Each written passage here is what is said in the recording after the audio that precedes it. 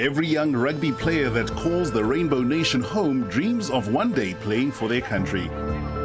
But the journey that leads to the green and gold is an arduous one, filled with many obstacles. It is an honor that befalls only a select few.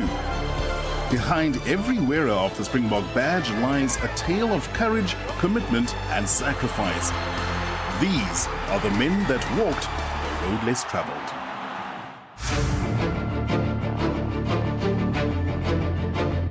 Now or never.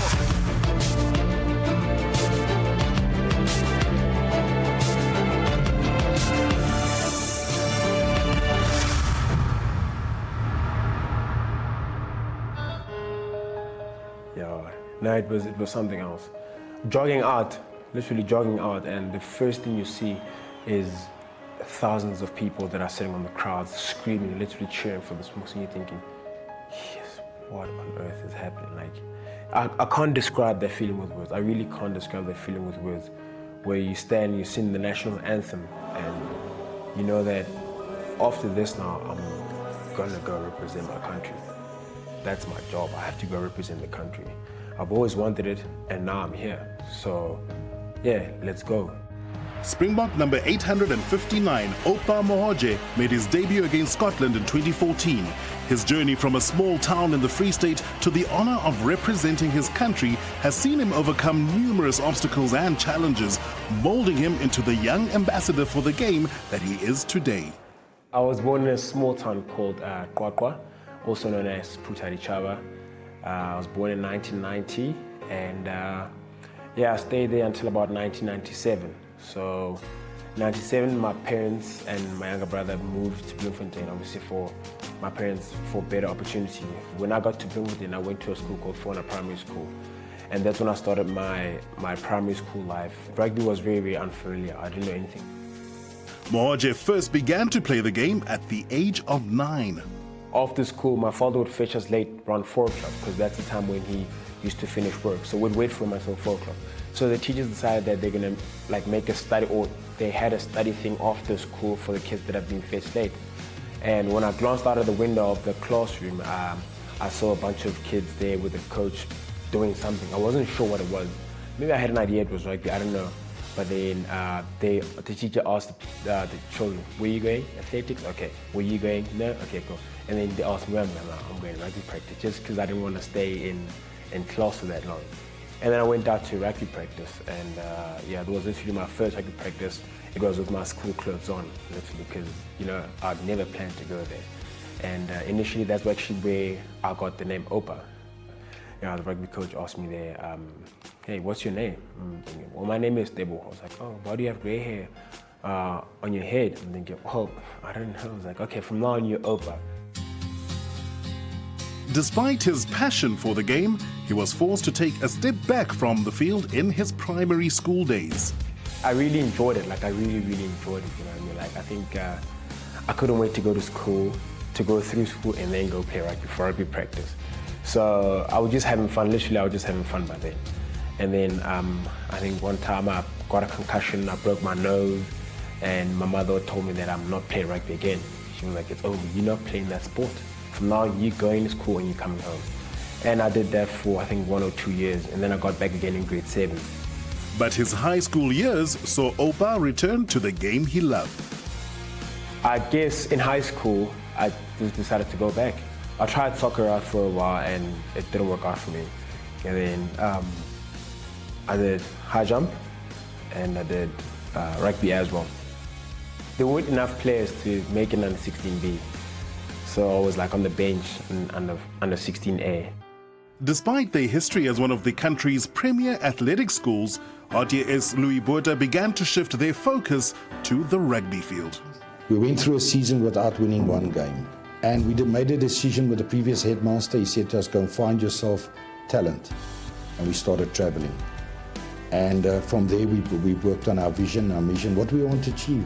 We want to do the whole education of a learner. And we've achieved success with this program that we've started. And I think Oupa is one of the successes of the story, taking him from the background and taking him through the school, giving him the foundation to carry on with us. Mohoje was an early success in the school's efforts to nurture young players. We saw the talent he had and the potential. I was coaching this team that year and we had a shortage. We had injuries and we needed a lock. Oupa went to SA schools for high jump. So what we decided to do with his coach, was my coach as well, his athletics coach was also the rugby coach as well with me. We decided to buy him a bus ticket. When he finished the athletics, he had to come down, and that's how we got him really involved. And after that, I had a meeting with him in my office, and I said to him, concentrate on rugby, you will make it one day. And that's when he made the switch from athletics to rugby. With Mohoje at the forefront, Louis Bota's hard work on the rugby field began to pay dividends. And then 2008, that's when things literally just started changing. Literally, things just started changing. We don't know what happened, but things started happening for us. They wanted to achieve something. And we set our goals, and they all bought into our plan. And that was the greatness of that team that year, that they went through and they decided they're going to play. And we only lost one game that whole season. And that's where we decided that there is a future for our rugby at our school with these type of young players that are coming through. And Oupa was a part of that structure of the leadership of that team. An excellent year for the school was capped for Oupa with selection to the Free State Craven Week side. I think the bigger thing was making it to the Craven Week side because, you know, to a lot of us, we only hear the Craven Week, but we don't know people that are close to us that have played Craven Week before, you know. So actually having to have made the Craven Week squad was amazing. I think that year in 2008, none of our players from RTS made it to the Craven Week side. It was pretty amazing, and I made a lot of memories during Craven Week. It was amazing. The platform that it was laid out for us was something else. You know? Mohoje still going. So in Craven Week, that's when I decided that I want to be a Springbok. I've got the potential to become a Springbok. So yeah. Soon, Shimlas came knocking.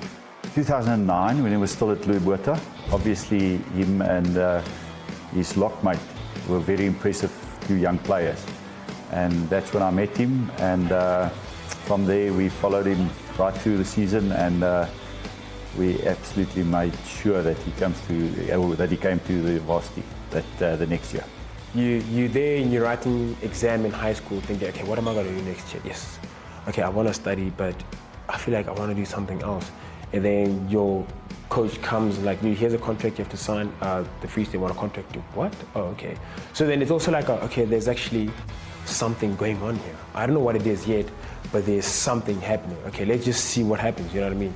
So I was excited to actually leave high school to go play rugby. And then I graduated matric, and then I went to varsity, to Koffsies. That's where I met Dagi Heymans, and Jaco Swanepoel was one of the coaches there at the varsity.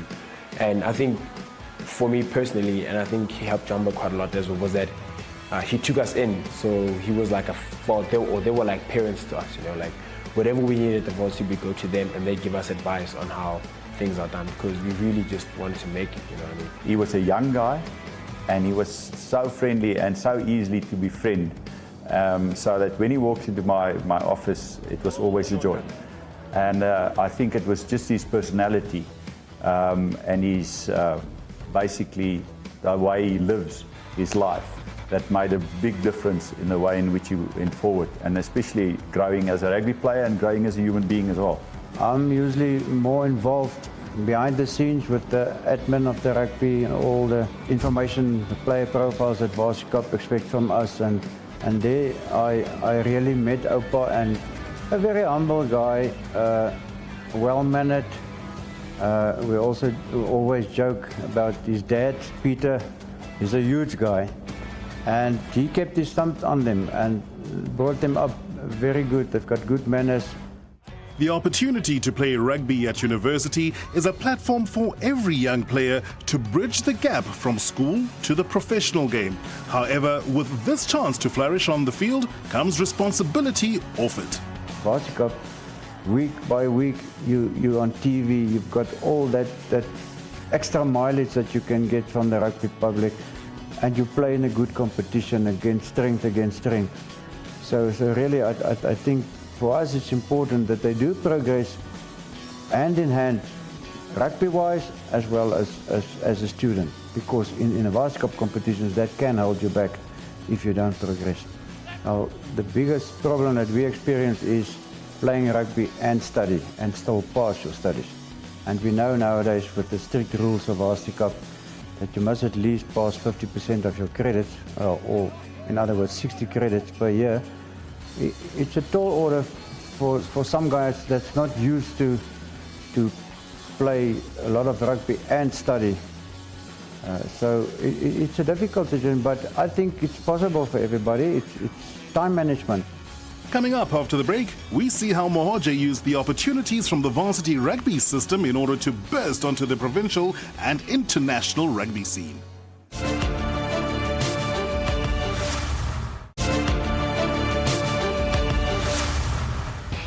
Welcome back to our look at Oupa Mohoje's journey from a small town in the Free State to the honor of representing the Springboks. Oupa had made the leap from schools rugby to playing at the University of Free State, where his ability had earned rave reviews. At that stage, I can tell you his acceleration was incredible. For a lock to have that acceleration and skills was exceptional. So in 2010, I just played age group rugby in varsity, like under 20s. That's when it just started, but with just nothing hectic. And then I played for the under 21s. And then in 2011, I played Varsity Cup for the first time. Yeah, I grew under the influence of Coach Michael Horrick and Jaco Swanepoel. So those were, at that time, those were my biggest influences. Obviously not forgetting my parents as well. However, despite making an impact on the local rugby scene and spending some time playing for the Griffins, doubts still remained for Oupa that his future lay on the rugby field.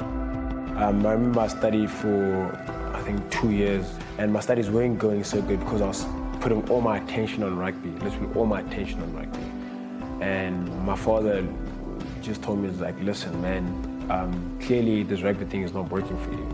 So next year, if it doesn't work this year, then next year you have to stop it. There's no ways we'll keep paying school fees for you over and over again, and we don't get any results from it. And which was fair. You know, I also saw it that way. I saw that, you know, yes, my rugby is not flourishing right now. Things look kind of difficult. So I think I'm going to give rugby a break and just focus on my studies. That was now in 2012 after my junior rugby, because after under 21, what else is there? That is the time when you start doubting, because suddenly you've got a contract under 19 and 20, because normally it's a 2-year contract. And then after that, you sit with a problem, because now you don't get a contract, the under 21 contract, or maybe you do get one, but then straight after under 21, you don't have a contract going into senior level.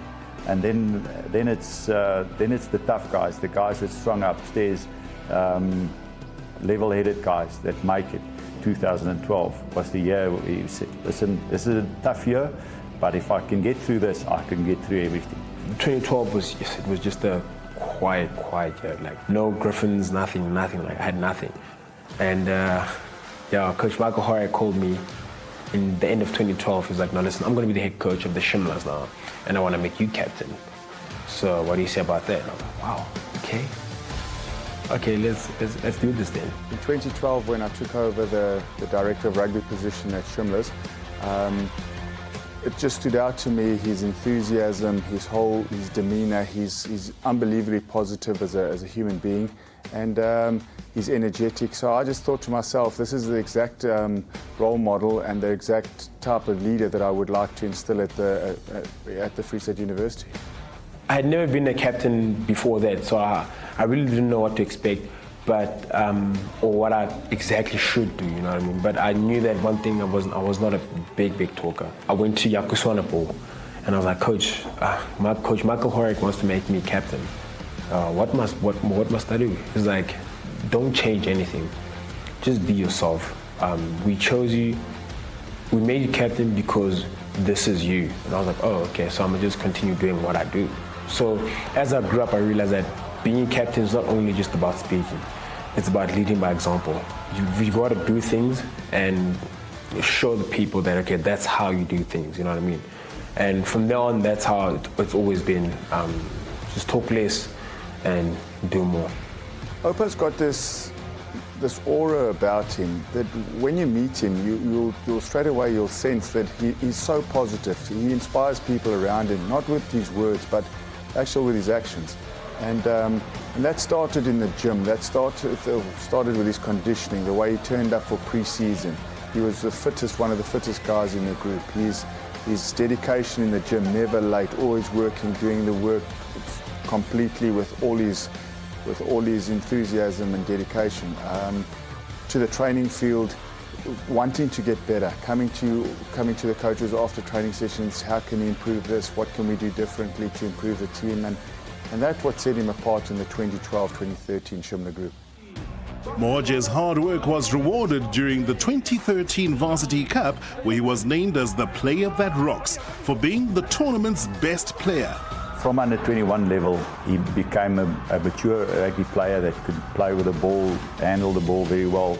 A perfect loose forward, if I can say that.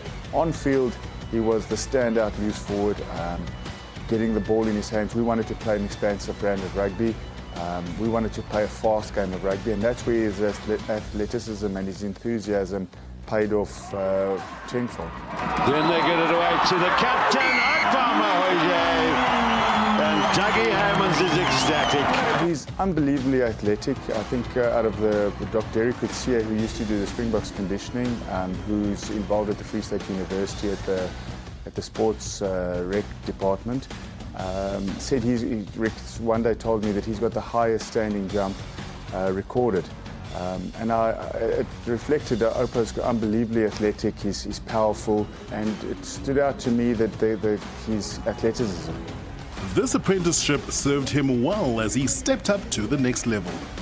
After I got voted player that rocks, obviously that was the biggest highlight of my life, even today. That was the biggest, it's number one.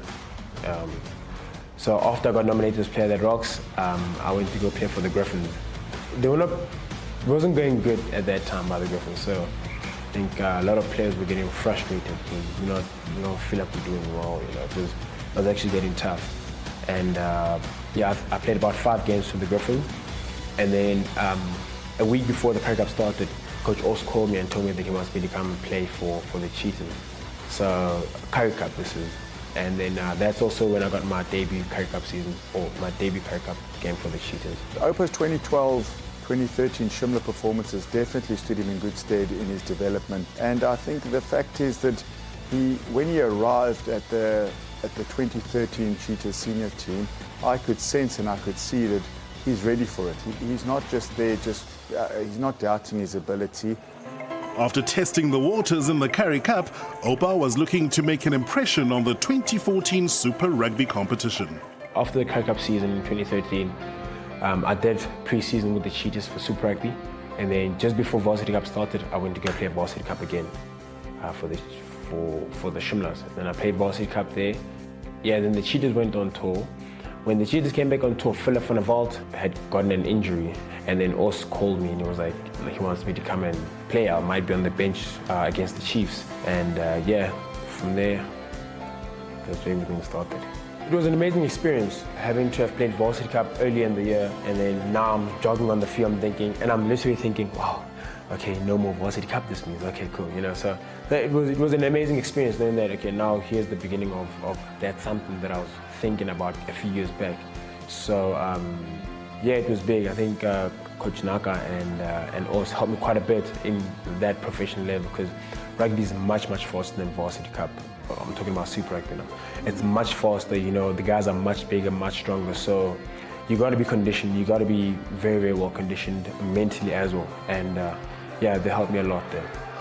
Mohoje, he's ducking the tackle. Now he's got a man on his outside. Mohoje decides to go. It's a gallop for the line.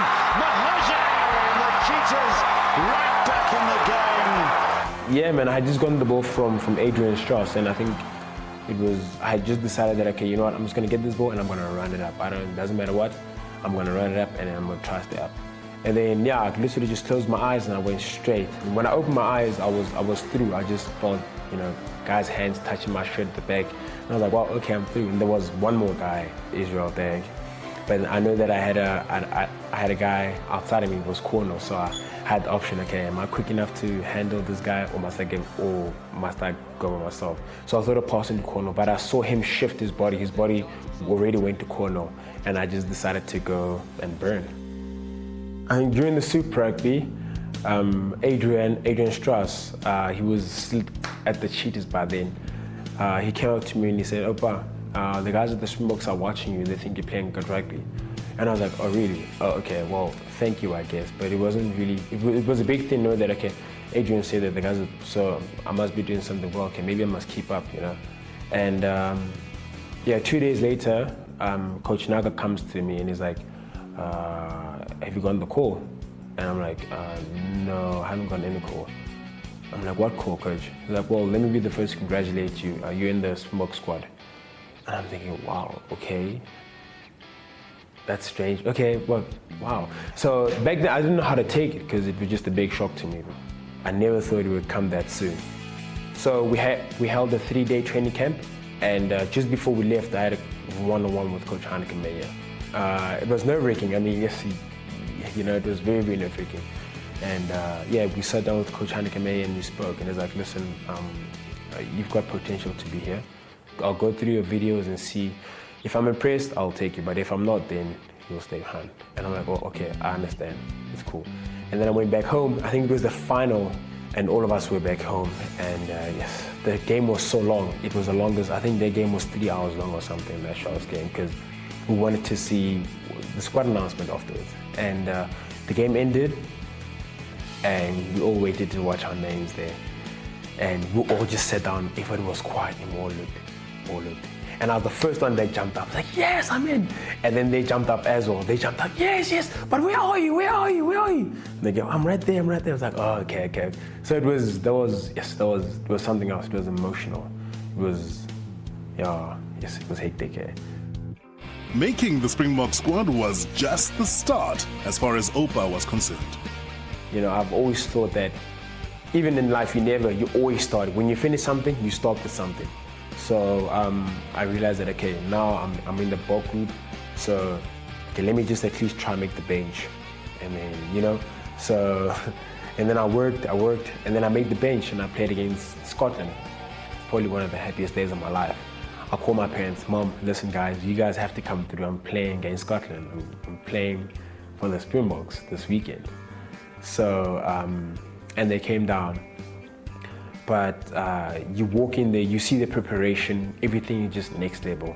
I mean, I'm talking about when you're in the change room and everything is laid out there and you're thinking, yes, like I'm here now, guys. Like everything that I've always wanted as a kid, it's all here now. His performance that day and efforts on the training field saw Mohoje claim a starting berth during the home leg of that year's Tri-Nations. To be quite honest, I was very, very nervous, but I wanted to prove to myself that, you know, I'm good enough to be here, you know what I mean? And that was basically it. And as soon as I thought of that, and then I just calmed down. I think Coach Johan and Coach Heineke, they told me just to calm down and play my game. John McFarland as well, he was our defensive coach. He's amazing coach. He also told me, just don't worry, just stay in the system and play your game, everything will be fine. And that's exactly what happened. And yeah, it was a good run-up. That was a good run-up. New coach Alistair Coetzee has also seen the value in Oupa's uncompromising style of play. Oupa is one of the most underrated players, I think, around. You don't see Oupa as quite a big player, as a big physical player, but he carries really hard. And as a blindside flanker, he's got that characteristics of a running of 10, running of 9, and picking good lines to run. And I think that's how we see Oupa. You know, we don't see him completely different to a Siya Kolisi, who runs well in wide channels and does the show and go and the step and the fend, where Oupa is, he runs with aggression and he picks a line and he's physical. But he's got an immensely huge work rate as well, which he gets up. He doesn't lie on the ground for a long time. He's up quickly back into action. Defensively, he scrambles well, And then, like I said, his scrumming and his line-out ability is really good as well.